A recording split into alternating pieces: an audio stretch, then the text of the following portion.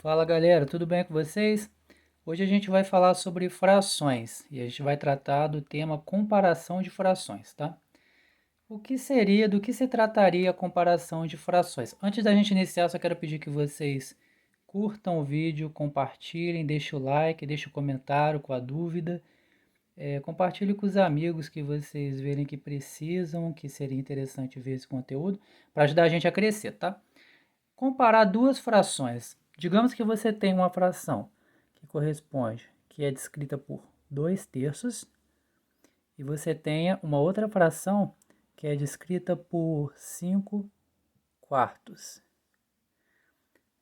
O que seria comparar duas frações? Comparar duas frações é o mesmo que eu dizer se essas frações, se 2 terços é maior ou é menor, ou até mesmo se ele é igual a 5 quartos, tá?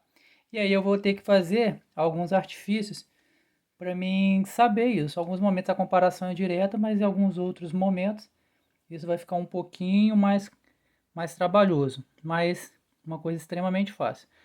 Você poderia comparar essa fração aqui, fazendo o produto dos meios aqui pelos extremos, que vai ser que nada tem a ver com razão e proporção. Isso aqui é uma consequência, esse método é uma consequência direta do MMC, tá?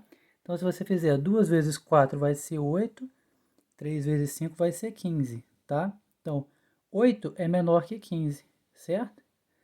Portanto, 2 terços é menor que 5 quartos, certo? E aí aqui fica extremamente óbvio. Isso aqui é uma fração imprópria, o numerador é maior que o denominador. Aqui o denominador, ele é menor que aqui o numerador é menor que o denominador. Então, assim, estava bem na cara. Mas assim, existem várias formas de chegar a essa conclusão. Então vamos lá, vamos tratar do primeiro caso, um caso específico, quando os denominadores são iguais. Então, um exemplo aqui seria 2 quintos, 6 quintos e 9 quintos.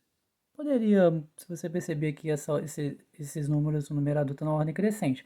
Isso é extremamente didático, tá? Se você misturar ali, você vai ter o mesmo efeito, se você mudar de ordem ali. Mas observa, os denominadores são iguais. Ó. Então, para mim, basta o quê? Escolher a fração de maior numerador, nesse caso, para me dizer que ela é maior que as outras duas aqui, certo? E sobrando essas duas, ainda posso dizer que a segunda maior é maior do que essa terceira. Então, seria o quê? 2 quintos é menor que 6 quintos, que por sua vez é menor que 9 quintos. Simples assim, tá? Sem nenhuma dificuldade. Então, continuando aqui, agora a gente vai tratar de casos onde a gente tem denominadores diferentes. Mas esse caso vai se dividir ainda em dois, tá? Denominadores diferentes, só que porém a gente tem dois casos quando os denominadores são diferentes.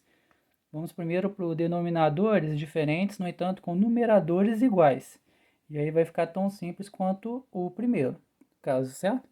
Portanto, se eu escrever aqui 5 terços, 5 nonos e aqui 5 vinteavos. Isso aqui para ficar bem distante para você conseguir ter a noção do que a gente está falando aqui, tá? E aí é o seguinte, se você tem numeradores iguais, você consegue assim perceber o seguinte. Se eu dividir 5 por 3, eu vou ter um valor. Agora, se eu pego esse 3, troco ele por um número maior e divido 5 por um número maior que 3, naturalmente, o resultado disso vai ser um número menor que o anterior. Portanto, 5 nonos, ele é menor que 5 terços. E o mesmo raciocínio aplicado aos 5 vinteavos vai te levar à seguinte conclusão. 5 terços é maior que 5 nonos, que é maior que 5 vinteavos.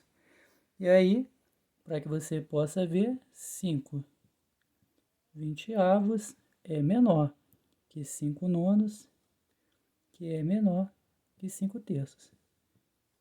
Ok? Aí você percebe que é tão simples quanto o primeiro caso.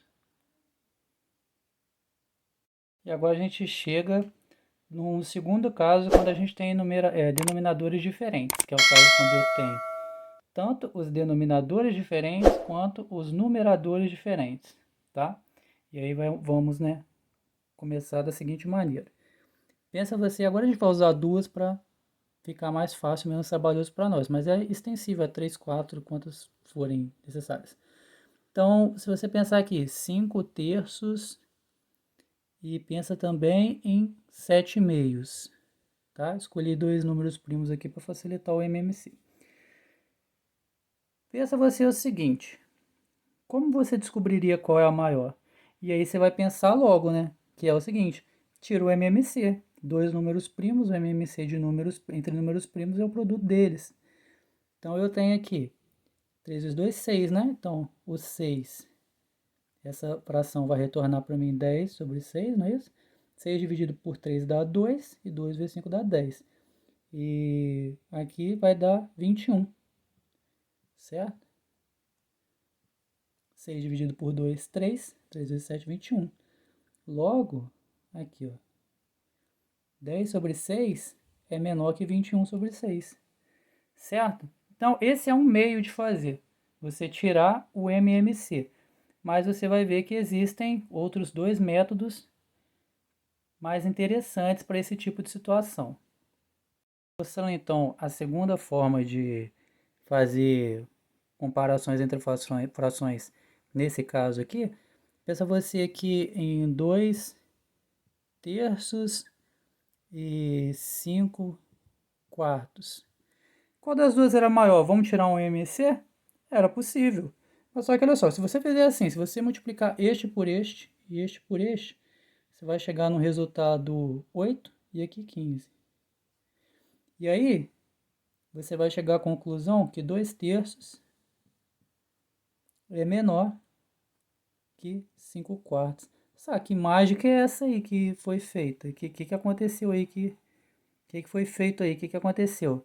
Isso aqui, esse tipo de multiplicação aqui, é uma consequência direta do MMC, tá? Então, por isso que esse método dá certo, essa comparação dá certo. E agora a última forma de fazer e a preferida da galera, que é o seguinte. A preferida por quê?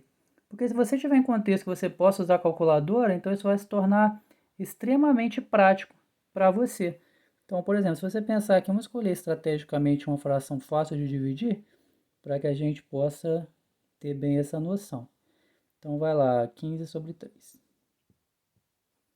Então, eu sei aqui, mas se fosse uma fração mais trabalhosa de realizar a divisão, você poderia simplesmente pegar uma calculadora e fazer. Em contexto que você pode usar a calculadora, é muito mais fácil fazer assim, que é o seguinte, dividir o numerador pelo denominador. Eu descobri a razão disso. 4/2 é 2, 15/3 é 5. E aí, claramente, 2 é menor que 5. E por assim dizer, 4/2 é menor que 15/3. Certo? Então, assim, nada complicado, nada difícil, bem fácil mesmo. E aí é só vocês se apegarem nesses métodos aí. Quando chegar o momento de usar esse assunto em outra matéria ou em alguma prova, já está bem fixado na mente de vocês, tá? Muito simples. E é isso, galera. Até a próxima aí. Até o próximo vídeo e fiquem com Deus.